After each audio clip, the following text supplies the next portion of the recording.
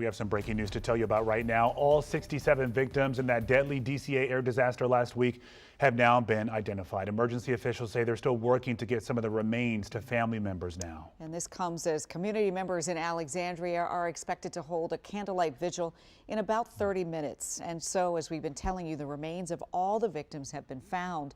But the work to remove the plane and the helicopter will take a few more days. The National Transportation Safety Board continues to pull crucial data from the recording devices in both aircraft.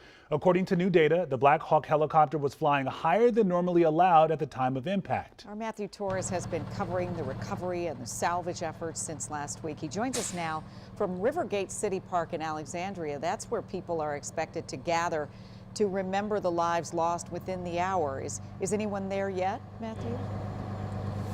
Leslie, people are starting to gather here. We have members of the Alexandria Fire Department and the police department here already. Now, as far as the salvage crew, we know they'll get all of the plane out supposedly by tomorrow before turning their focus to that Black Hawk helicopter.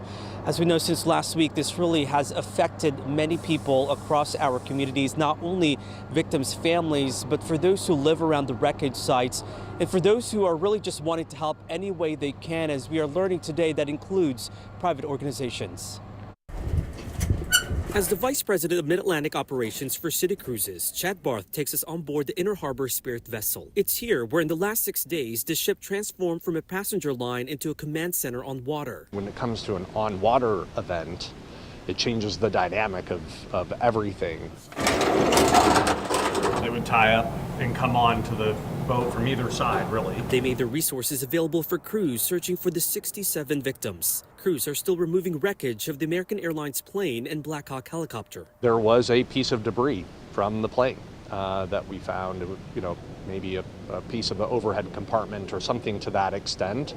And that really is a very somber-esque moment to go through. Barth's crew members quickly accompanied DC Fire and EMS the night of the accident, feeding them food and offering the boat for them to gather and plan. Jumped into action just as what we train to do each and every year.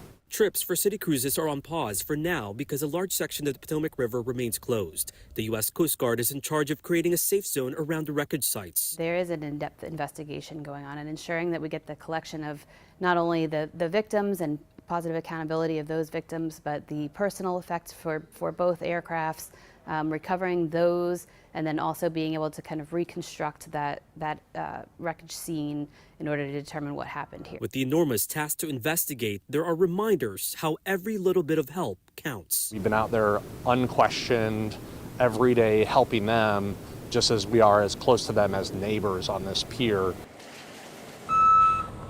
He's also saying that now that all of the remains have been found, that vessel you saw right there is now docked. You can hear the vehicles behind me. Again, this is the Alexandria Fire Department. They are now making their way here to that vigil scheduled at 5:30. We have other residents and other community members also making their way here now, guys. It's sure to be an emotional gathering for sure, Matthew. Thank you.